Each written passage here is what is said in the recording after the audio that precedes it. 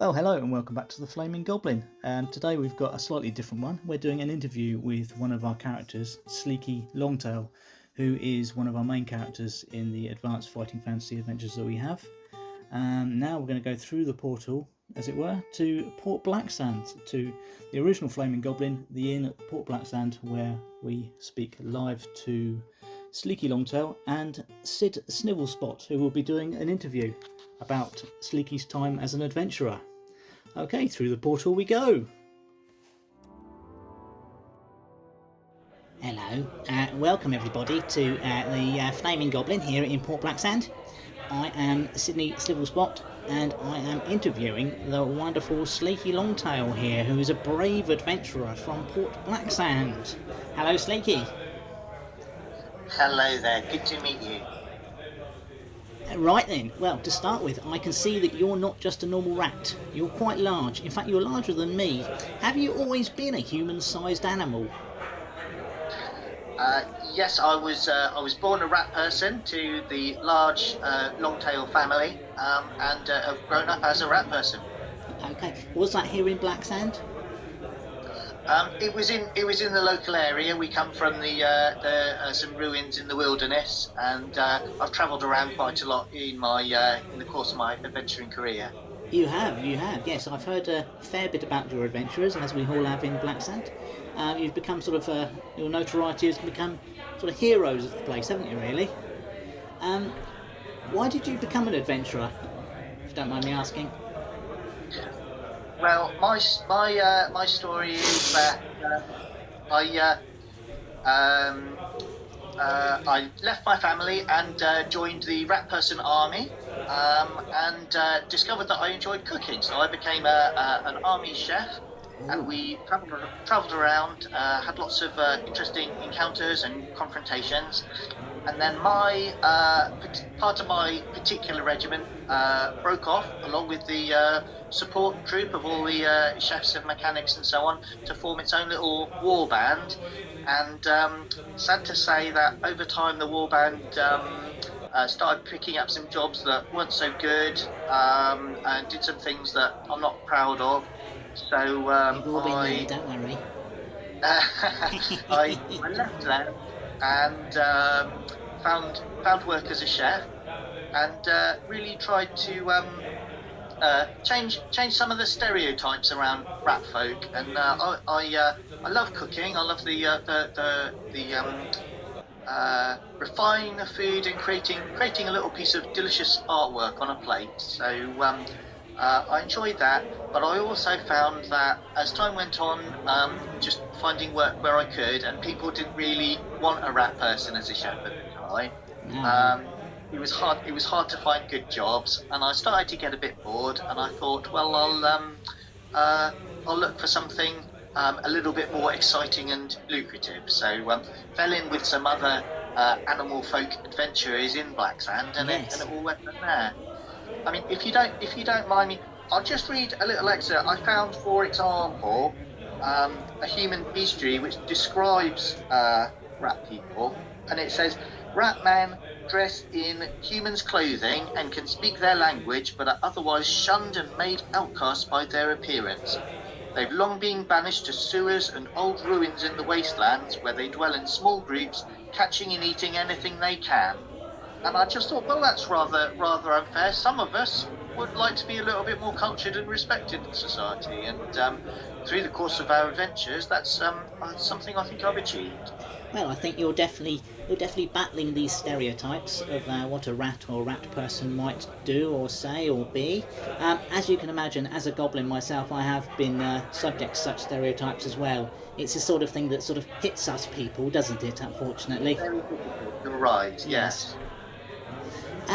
Right, what do you think about the other adventurers in your party? I believe they're all animals as well, aren't they? That's right, and in a way that's how we met each other. But by sitting in the tavern, you spot other folk of similar persuasion, and we've got a lovely little group. We're all, for the most part, very supportive of each other. We've got Petchit, who's a dog person. He's very dependable and funny, and always handy to have with you, beside you in a brawl, with his with his giant bone / giant sword. He's a big chap, yeah. He is a big chap, and that can be really helpful to have in a scrape. Yeah. We've got Ember, our magic user, who can be at times a little bit aloof and mysterious, but as we've gone on and got to know her, she's again been a really key member of the group, and really useful to have someone who can cast spells around with us. And she's a fox, I believe. Pardon? She's a fox, I believe. Oh yes, that's right. Yes. Yeah, Ember's a fox person. Fox yes, person, who's, sorry. Yes. trained in the magic arts in her magical school of pig spots that we got to visit. Oh yes. Yes, and Sorry, and then I last but interrupted. not Whiskers, least yes. is Whiskers, who's a Yes. cat person, and he's maybe a little bit more erratic member of the group. You're never quite sure what's going to happen when you're around Whiskers. I wouldn't use the word psychopathic tendencies necessarily, but he sometimes he goes a little bit too far with his trophy collecting and so on after a battle. Yes, I've heard rumours of his darkness. But again, he's a handy person to have there with you in a fight, and he's always trying something new. Just when you think you know what he's going to do or how he's going to attack, he'll come up with a completely different idea. So it's never boring. Just what you need. How do you find the dynamic between a dog, a cat, and a rat works then? Because in the sort of the natural stream of things, that's not sort of something you'd consider. Well, obviously we have a balance between our professional adventuring personas and our more animalistic tendencies that we try to express naturally. I think we all manage all right. I mean, I do love the way Fetchit will, if he perhaps throws a dagger, for example, we might run after it and go and fetch it again. And he's trying to get that under control, because it's not always the best idea in the middle of a battle. I can imagine. And you but- say Whiskers is erratic, but I can imagine that could be a bit of a pain as well. Yes. Yes, but like I say, it's never dull, and that's why we all became adventurers in the first place. Good. Well, you've definitely got yourself a bit of a reputation around here. Yeah. What have been your highlights so far, as it were, for your time with this group? For me personally, and probably for several of the others as well, I think our rescue of Edmondo Goldenhand in Brancolonia was a real highlight.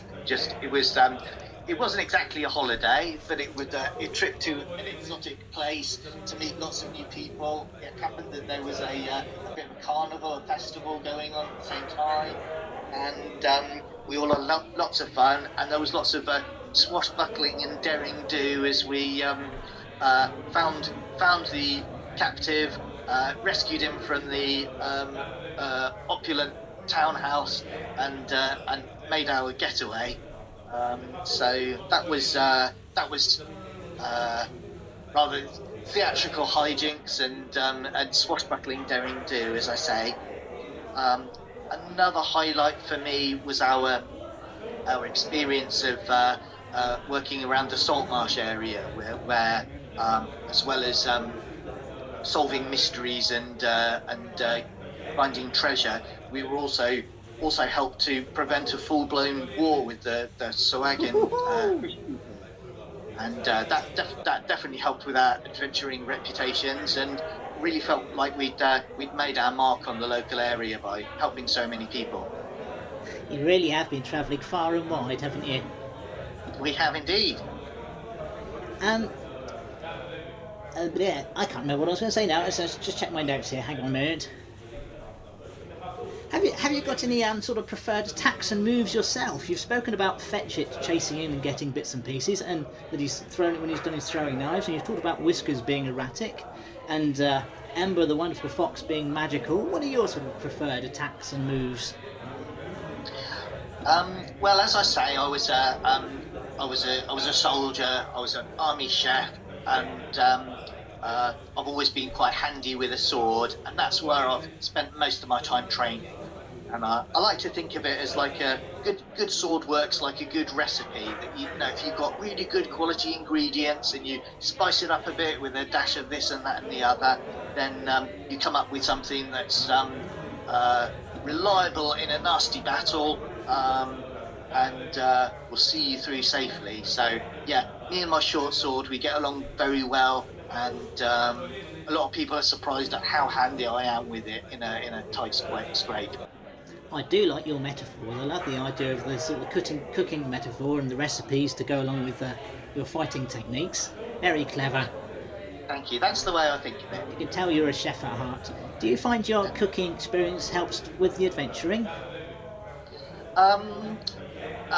On occasions, I mean, obviously, when you're out on the road, travelling from one location to another, it's always nice to have someone on the team who can spice up some drab provisions.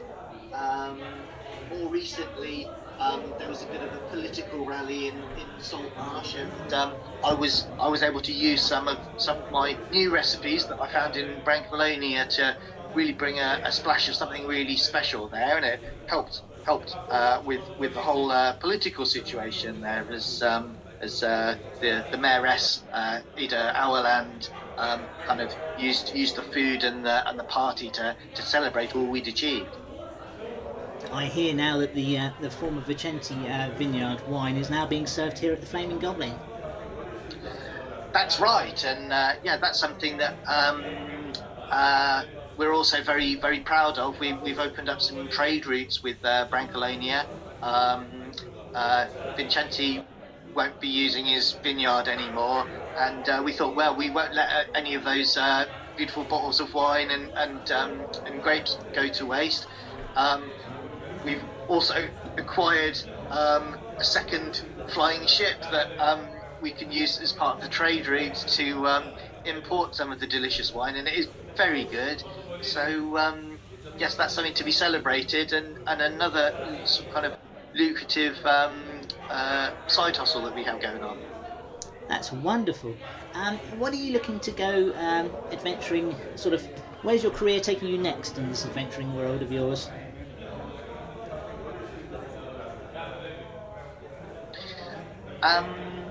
Well, we've touched on our kind of small but growing empire of import and export of delicious wine from Brancalonia.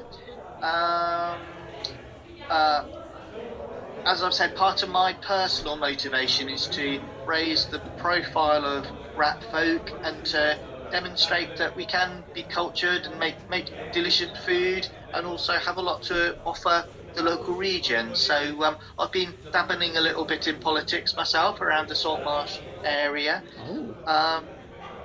And we do love our little home, which is on a tower on Craggle Rock, which is off the coast of Blacksand.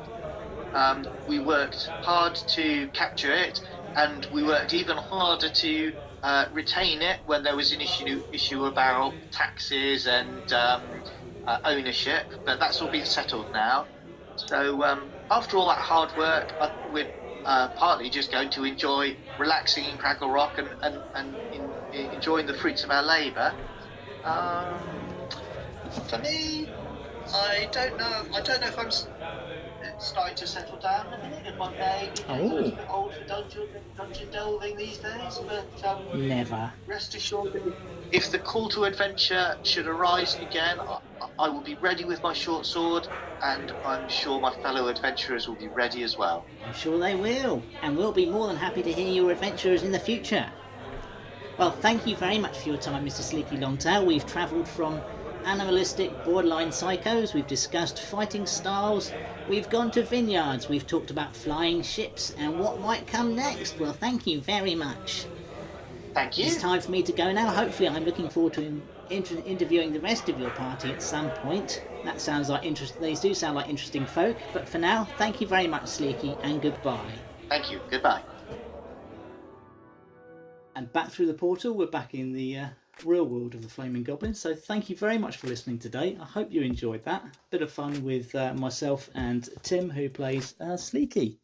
Thanks for listening, and thank you for your time. Bye for now.